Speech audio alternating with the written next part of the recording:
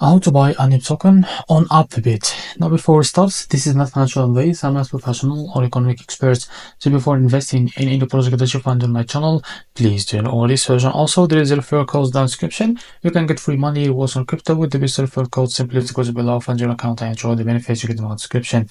So to be able to buy this token on Upbit, now this token, as you can see, it's available on COINEX. Click on markets here. As you can see, you will be able to see this pair next to Upbit.